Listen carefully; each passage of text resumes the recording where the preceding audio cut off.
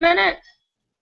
All right. So I'm Ruth Akumbu, and will you guys help introduce yourselves? Cyrus is here. Cyrus. I'm Tanya, Tanya Bitcon. Tanya. Hi. Hi, I'm Lorinda Johnson. Hi, Lorenda. I'm back now. Yay! Awesome. All right. Okay, I'm going to start off by putting up a few pictures. We're going to look at some pictures. Can you guys see it? Can you guys see the pictures? Oh no, hold on. You can't.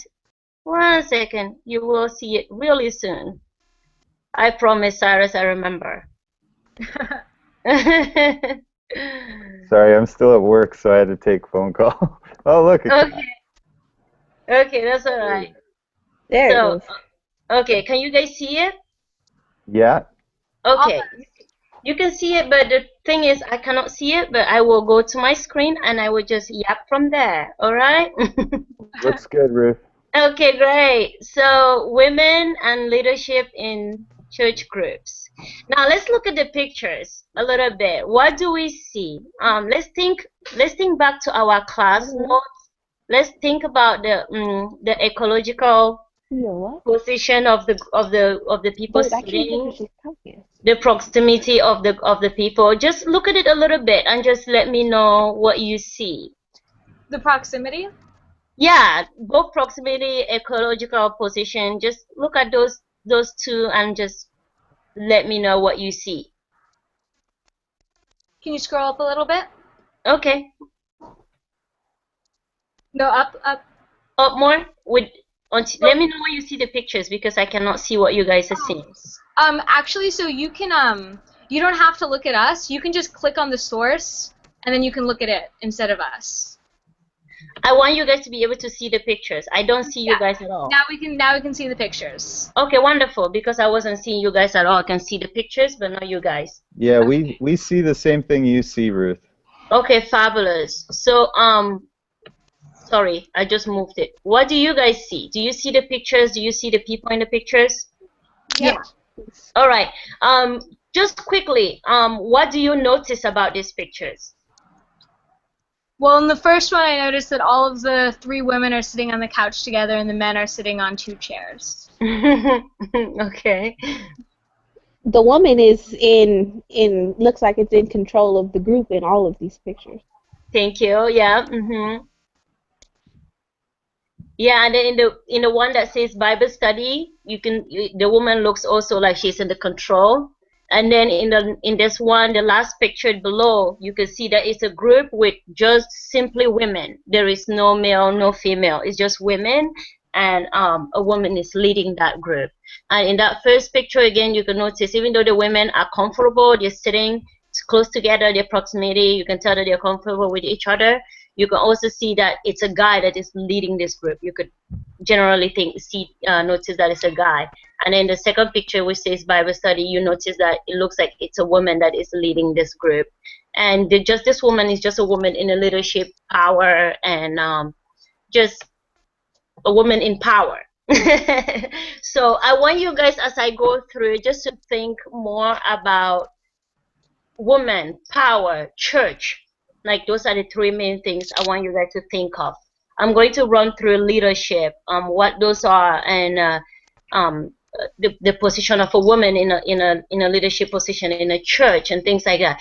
But as I go, I want you guys to think, just like I said, think about women, leadership, power, church. So those three things, just pick them out as I go, as I read through this for you. Because of my accent, I prefer to just read it through. So if you can see everything I'm seeing, let me know if I am going too fast or too slow. Can you guys see my notes? Yeah. Oh, wonderful. All right, so I'm just going to start from leadership because the first part was just for us to get a general idea of the picture and set the ground on what I'm going to say. So what is leadership? According to in our books, we have Michael Heckman and Craig Johnson. They view leadership as human communication which modifies the attitude and behaviors of others in order to meet shared goals and needs. And why is leadership important? It helps with persuasion and discussion, not psychological coercion or physical force. This consists of those behaviors that help the group achieve shared goals. A person who is popular but makes bad decisions that affect the group is not considered a leader. Leadership should be adaptable, so adaptability to changing conditions in the group. When you look at the when, where, why does leadership usually happen, in the following that I'm going to read to you guys, you're going to pick out the when, the where, the how leadership usually happens. So these are summed up in the definition of influence, which is the use of interpersonal power to modify other actions or communicative activities, according to Adam Kay and Gellens, our text. So I'm not going to read their name every time. I'm just going to say according to our text. These interpersonal powers consist of legitimate power, which is having a title by being elected or appointed.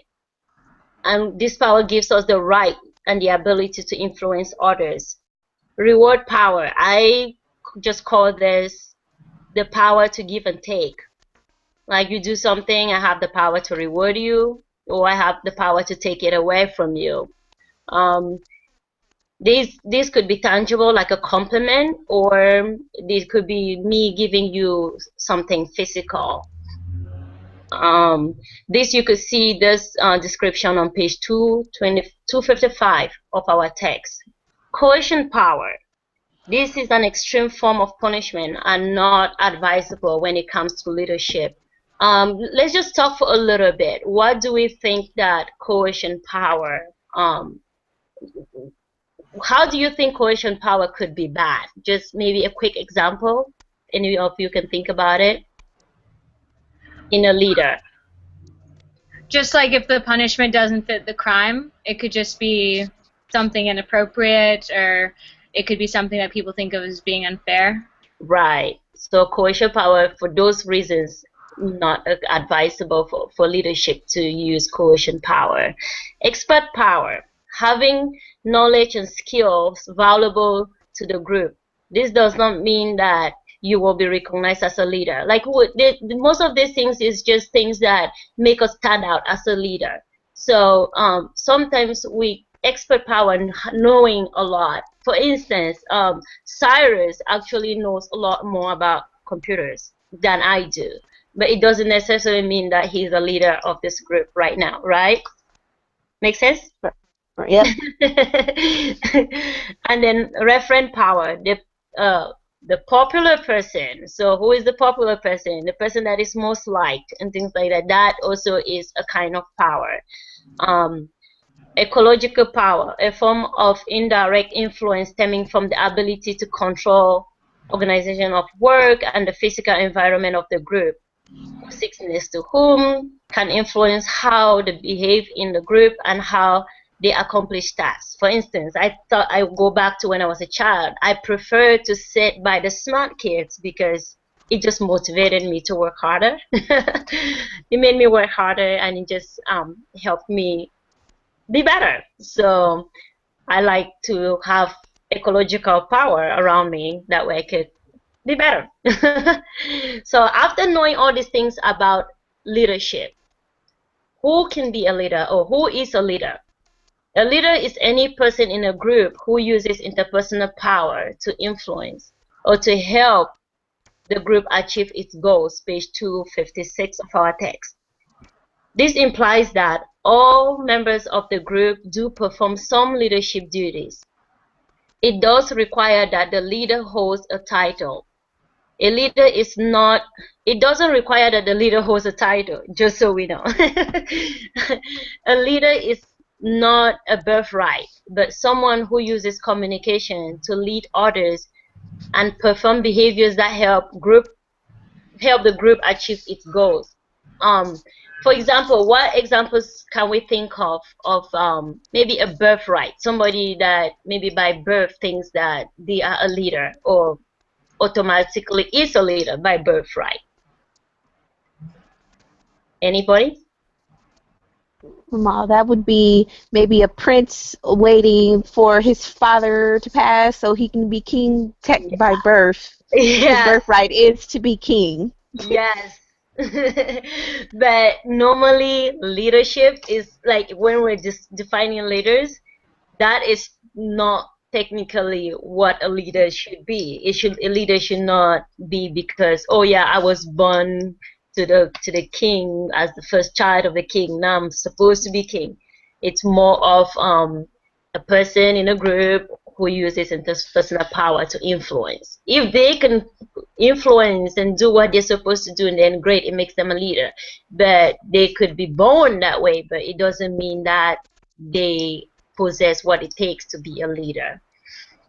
Types of leaders.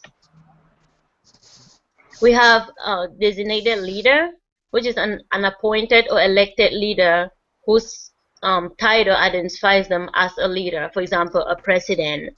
And then we have an emergent leader, a person who starts out with the same status as all the members of the group, but gradually emerges as an informal leader in the eyes of the other members of the group. Now, I want to be able to see you guys when we talk about this. Can you guys see me? Not quite yet. How about now? Now I can see me. Okay, can you guys see me? Yep. Okay, great. I will go back to the text, but for now, I'm going to switch gears. But now that we know all these general things about a leader and leadership and all of that, what do you guys? What are some of your experiences when it comes to churches and leadership in churches? Do you guys go to churches that allow women to be leaders? Do you guys go to churches that, or if you don't go, do you know of any that allow women to be leaders or do not allow women to be leaders? The church that I actually started going to, our reverend is a woman. Okay. So, yeah. So that's actually what I'm used to, actually. Okay. And according to this, what I found in my research, your church will be considered a mainstream church. And we all, I don't know whether everybody knows, but there are churches that do not allow women to be leaders. And those churches are called conservative churches. So I'm going to go back to our thing and then run you through that part of it and why some people allow women to be leaders in churches or small groups, not just churches, small groups.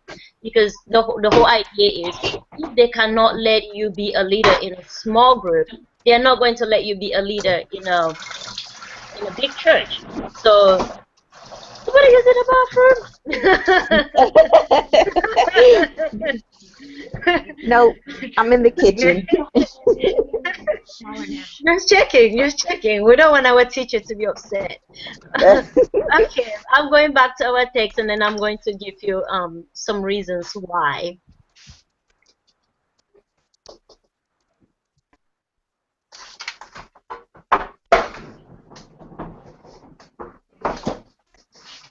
Okay, well, just Don't see it yet. no, you don't write. I don't either. Huh? Help, Cyrus. Oh, there we go. I see it now. Oh, great! Yeah. Oh, yep, there it goes. You see it? Yep. Okay, wonderful. So I didn't do too much research, but the little that I was able to find was some statistics, and it was this is the mainstream churches from 1990 to 1999. It saw an increase of 5% in female pastors, and from 1999 to 2009, it saw an increase of 10% in female pastors. So the whole idea is I'm sure it's going to keep growing.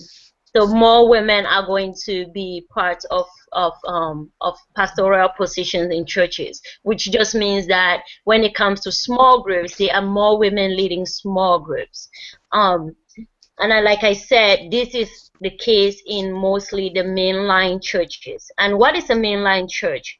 Mainline churches is a term used to describe the main traditional Protestant denominations in the United States, as differentiated from and the whole theological left evangelism. Whoa, I can't speak today. Let me read it again. Mainline churches is a term used to describe the main traditional Protestant denominations in the United States, as differentiated from and on the theological left of evangelicalism. Okay. Sorry, English is not my first language. These denominations are viewed as having adopted more liberal theologies and open stances to new ideas and societal changes, while maintaining traditional practices regarding their public gathering and church policy. I found this on theopedia.com. The whole idea is that stuff like gay, what do we say, homosexuality is more embraced. Women taking leadership position is more embraced. Or things that are more modern that the church of the past will not accept. All these things are more acceptable in the mainstream churches. But when it comes to conservative churches, this is one on the far left of the mainline churches and would be called conservative churches. And this term is used to describe and identify Christians who tend to follow conservative values and which stands in contrast to liberal Christianity. So they do not take the stance that the mainline churches would. Most of the things that they would do, you will probably have to go further back in Christianity in order for those practices to be acceptable. They're not acceptable. They're no more acceptable these days. For example, they will not accept gay rights in the church. They will not condone gay or lesbians in the church.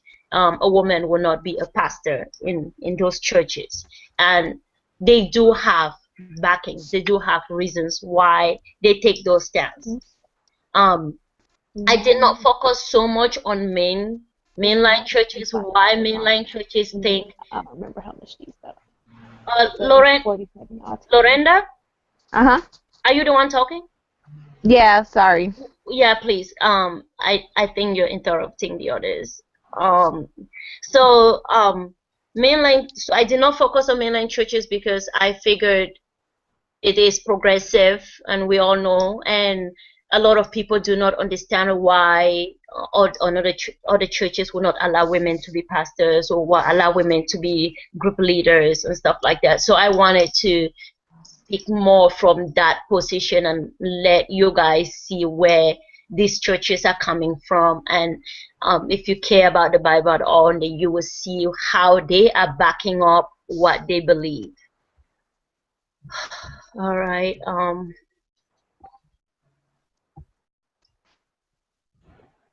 All right, if I could get my page to move.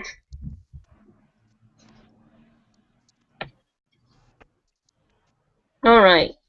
So according to the Bible, male heads are the only ones biblically allowed to lead.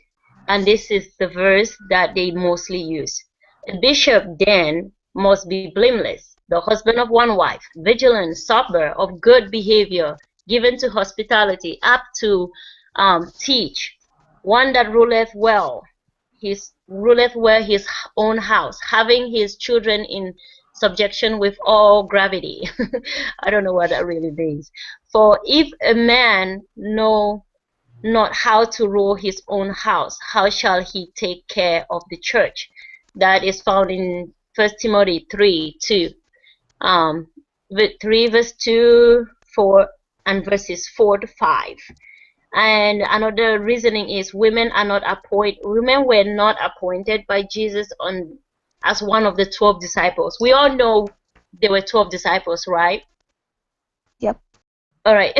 For those of us that know, or for those of you that know, well, Jesus had 12 disciples. So if you look at the list of disciples, there were no women leaders. Women were not part of those 12. So they were not designated leaders, as we saw above, designated leaders. Jesus did not have any women as designated leaders. They were actually women. If you see in Acts 1 verse 13 to 15, I would not want to bore you guys by reading it all, but in Acts 1 verse 13 to 15, we had Mary, and Mary was one of the women that was always with Jesus. We had Martha. There were other women in the Bible. All these women were they had more expert power. So they came in because they were able to offer some kind of services. It wasn't because they were appointed or elected to be part of the group. They came in as support, as women that helped and did other things. So we could say that women in this verse, that is Acts 1 verse 13 to 15, we could say that they had more expert power rather than designated power. They served, but they never held leadership position over the men in the churches. And then we keep going to say Acts 16, Acts 6 verse 1 to 16. It still says the same thing, emphasizing on men being leaders. Like the list of people here are all men. In this case, they were looking for people to even lead widows. They could have picked a woman to be the leader of the widows, but for some reason, they've decided to pick 7 men instead of picking a woman to be head of the widows. There were many women in the group.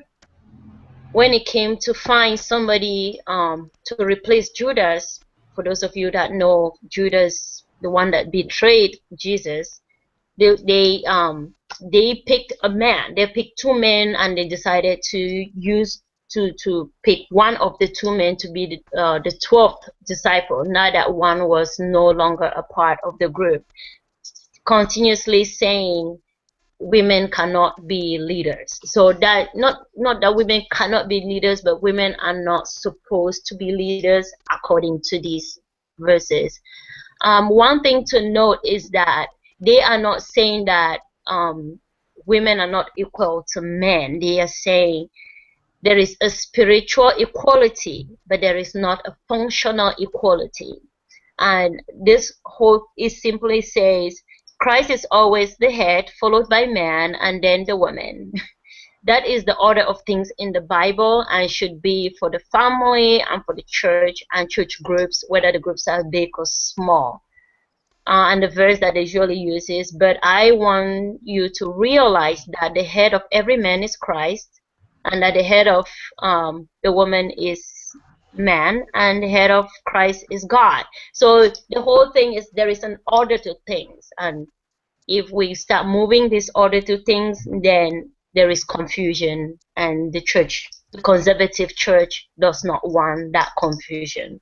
So they maintain the order that this order of things that I'm reading to you guys.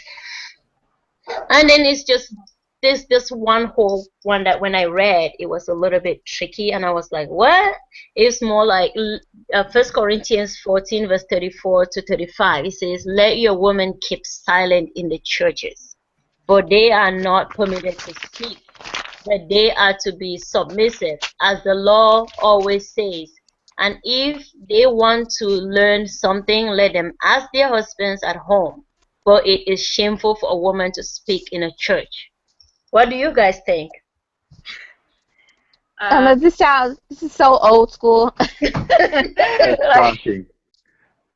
Yeah. Like, like I understand, this is God's word, it's the Bible, all good, but it's 2014 and women have a voice outside of the man.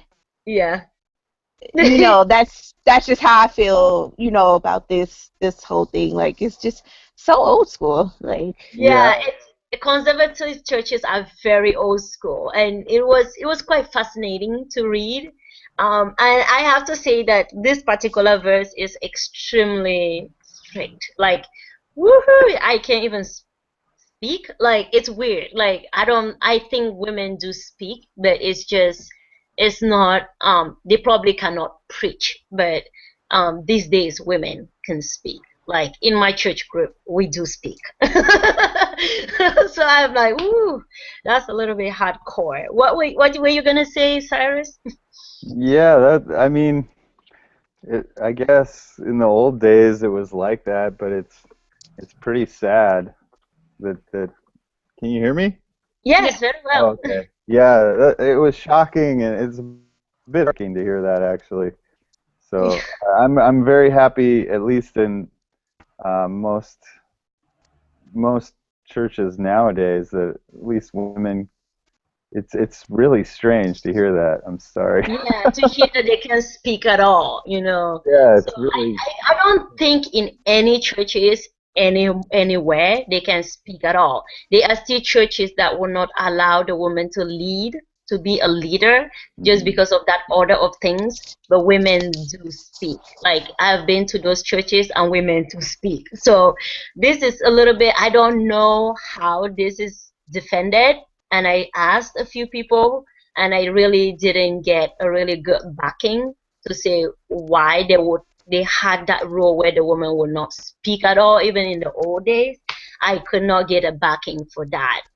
And it's the same thing in the second in the next text.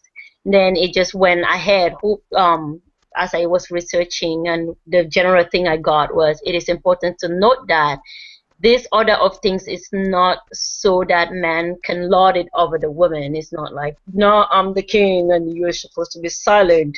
It's more like, it's just a sense of order, in the sense that if we were in a boat and something was happening and we couldn't agree, who has the final word? Usually in the church, in the home of Christians, conservative Christians, the man usually has the final word. Like, almost like, who is gonna break the tie? Like, oh, which is so crazy, because what if his decision is that everybody's gonna drown, and so we just all have to drown because that's what he says. that's what he says, you know. So, which I think there is still that common sense, because I've also heard even in conservative churches where they're like, if your husband is abusive, you leave. They will say that. They will not tell you to stay, you know. So there are leeways to some of these things. So it sounds really harsh when you like have it in front of you and you're reading it. When I was reading, I was like, whoa, this is really harsh. Then I ask people, I talk to people, and then you see all the little leeways. Like if he's saying that you drown, you take those kids and you run. um, Yeah. I mean, it exists, but we have to agree with it, I guess is what I want to say. right. Like, we don't have to agree with crazy. Like, if it's going to that crazy extreme, you don't have to agree with that, right? Is that what you're saying, or no? No. Yeah, pretty much. It's just Okay. that I don't know. I come from a family where my mom's advice and leadership I trust a lot more than my father. That's right. Yeah. You know, I think everyone should have a voice. Everyone's if we're looking at it from a religious perspective, we're all equal in my eyes. Anyways, Yes. I don't know. This makes me Yeah. uncomfortable. This type of stuff. But it's good to know, isn't it? Though Oh it's yeah, good to know. yeah. To know, just so in case you're in an environment, you can at least know, okay, this is how this. If you're in a small group and people start thinking weird, you can be like, okay, at least I've heard this before. So, and you could probably ask whatever question you want to ask to get more clarification on why they believe what they believe and things like that. So after looking at all of this, my conclusion is, whether you are a male or a female, you're a group leader or a group member or group leader, it is important to be a participant observer as we saw in chapter 23 of our text.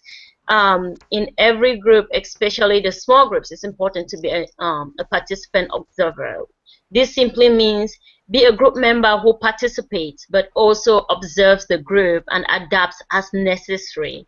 For example, attend regularly, take part in all group activities, adapt to the group, like just you guys adapted to whatever was happening right here, right now.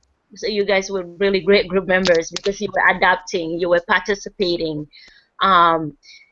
Just supply information. I ask Cyrus for something or ask you guys for something, you give me what you think, you give me information. Like, you just be a part of a group like that. Share your interpersonal relationships. It doesn't matter whether you're in a group where they don't believe that a woman is supposed to be a leader. That should not just stop anybody from being a good group member or a group leader, because we are all leaders according to this text. Remember, every member can help provide leadership according to our text, and we have the ability to influence no matter what our agenda is or what the group beliefs are. So if you find yourself in a group where women are not supposed to maybe lead, it doesn't mean you cannot speak at all, I'm sure. Even if they say don't speak at all, if you're forced to be in that group, maybe carry water and do something else just to make the group successful, meet the group's goals. And then if you walk away from it, you walk away from it and be like, okay, I'm never going back to that. You know, but don't refuse to accomplish a task simply because you are not a group leader, or because as a woman you're not supposed to speak, or you're not supposed to lead, or you're not supposed to do any of those things. So that's just my 2 cents on women and leadership in the church, especially in a church where they still believe that a woman should not be a leader.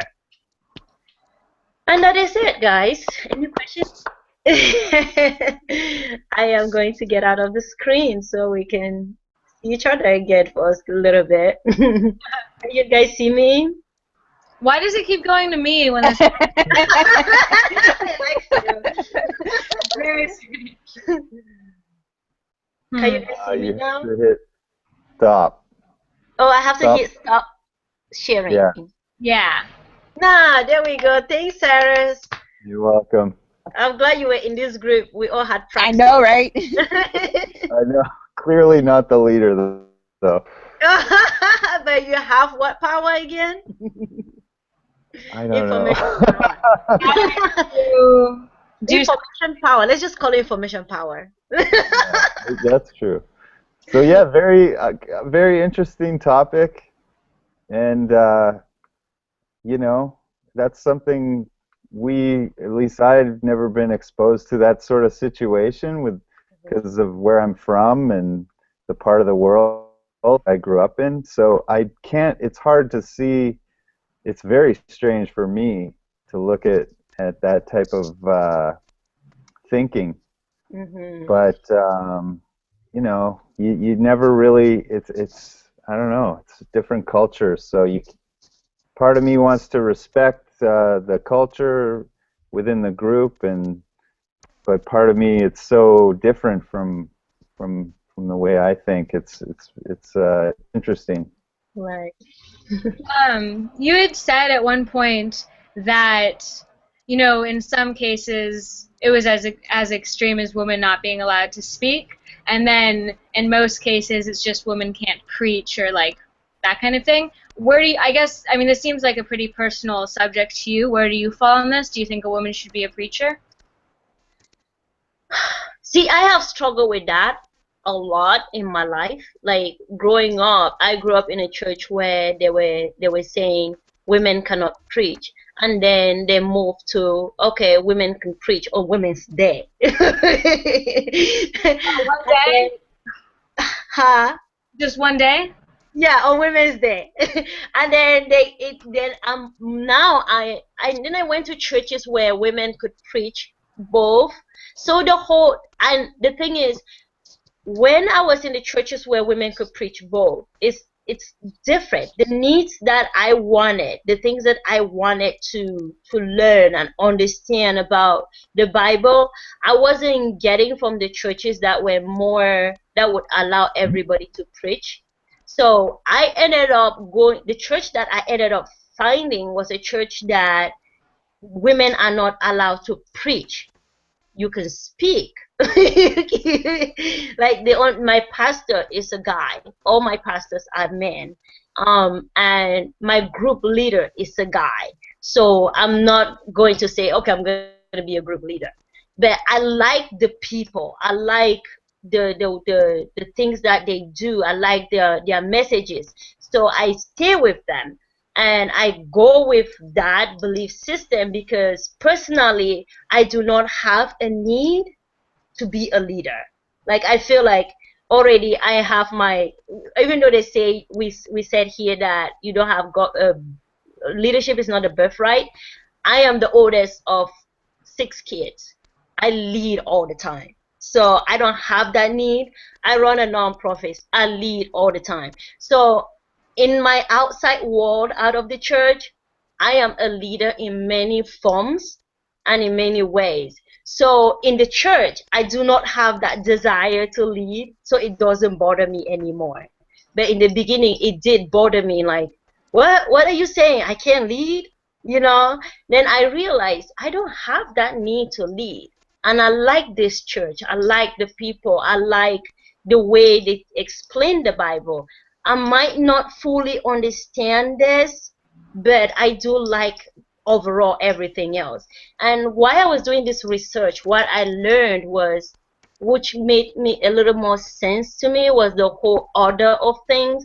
Just because they don't want things to be chaotic, it kind of made a little more sense to me. Like, okay, a woman can do this, do this, do this, because we want an order of things.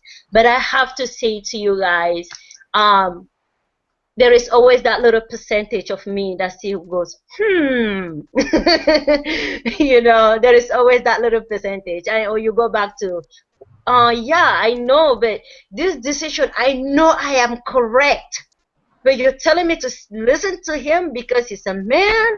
You know, like, and then if I know my priorities, if I know I am not in danger, I know that thing is not going to harm me in any way, then I'll go ahead and be like, knock yourself out. But if it is a situation where I know it's going to harm me or harm somebody around me, then I'm probably going to be like, you know what, that decision doesn't work with me, it's going to harm somebody, and I'm leaving. Say if I was in a relationship and the guy is, let's go drown these babies. I'm the man here. We have to drown this baby. I'm going to be like, no, you go drown yourself. I'm taking my baby. I'm walking.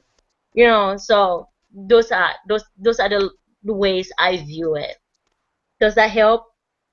Yeah, I was just wondering where you were coming from on the subject. Yeah. Yeah. Yeah. Oh, I have struggled with it. That's why I wanted to do it. Yeah. I study it. So I wanted to know, like, going back to the mainline churches, is there certain criteria other than having a woman in charge that make a church a mainline church, or?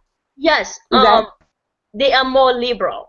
For instance, they will probably accept gay homosexuals. So homosexuals are more welcome in mainline churches.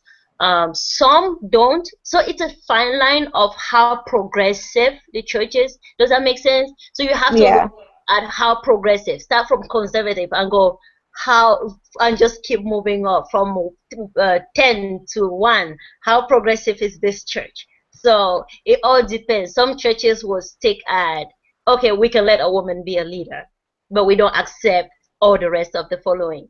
And then you go to those churches that would accept everything, every single progressive idea that is out there right now. Those come as you are churches. Huh? I said I've heard of, like, the churches that tell you come as you are type churches. Yeah. I think all churches do say that, but if you go down to the meat and bone of things, they're not all churches really give you to come as you are. Huh? Some of them are like, come as you are, but change. Yeah. But you know, when you start coming as you are, you got to be open to change. These are some of the things we really do not allow. But for instance, like I know, for instance, that even the conservative churches, if even if you're homosexual or you're a pastor at another church, I'm using homosexuals just because it's an extreme in the church right now, and that's a battle. That is that is an extreme in in churches, in mainstream churches and conservative churches. To them, that's like the extreme. So if a homosexual were to come in and be like, I'm going to be a leader at this church, even if they were a guy, they will say no. A conservative church will say no. That's just an example of how a conservative church will look at it. But they will say, sit in the pew, listen. We don't mind that you're here. We just will not let you lead. So that's the come as you are in some conservative churches. In my understanding, I might be wrong. No, Don't quote me. most conservative churches are pretty strict on certain things like that.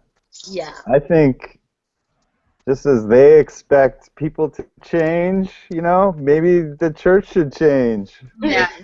From my perspective. Yeah, that's true. That's why we have conservative and we have progressive churches. That's why we have mainstream churches. Because the mainstream churches have changed. But the conservative church says, this is what the Bible says, and we're sticking with this. Stick the letter. Yeah. Right. Yeah. As long as no one's getting hurt, I say do what you want to do, you know. I mean, I'm of a similar bent. I don't go to church, and when I went to church as a kid, I didn't like it. I remember one of my first like Sunday school teachers mentioned offhand like that I should never marry a Jew, and I was like, this isn't the place for me. This is this is some weird stuff going on in these big houses. Never you marry a Jew. Wow. Yeah, because she was like, it'll just be complicated, like with your children. I'm like, What? 4th grade? What are you talking about? Oh. Yeah. Yeah, it is quite interesting. I am constantly also learning and just learning and learning and learning, because it's like I don't want to be dogmatic. At the same time, I want to really like study what the Bible says, why people do what they do, why they take the stance they take. I don't want to be a sheep per se, you know, like I want to understand. And that's why I wrote the paper, because I want to understand. I want to get it, and then I'm going to sit on it too and see at the end of the road what is my final belief on this thing, you know. So it's one of those things where if you believe in God at all and you want to learn, it's important to always learn and know where they're coming from, know where the Jews are coming from, and and things like that. And it just makes our communication in life a lot much better, you know. Like, I don't know, if I wasn't open, I don't think I would share this. I would write this paper and share it with you guys, because I would feel like you guys are gonna judge me, you know.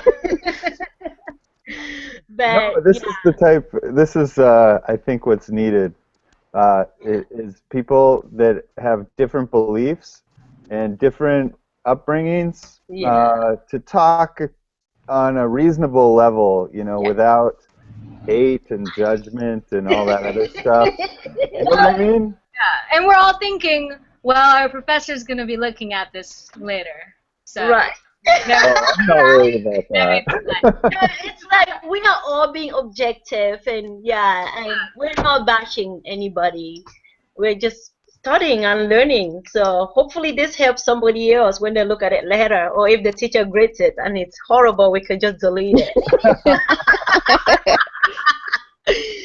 All right, guys, it was great. I don't think we should take too much of the teacher's time. Okay. Yeah. Here, if you close it, are we still going to be able to like see each other, or does it end everything? I think we can still see each other. Yeah, if you hit stop record. I will just stop the recording.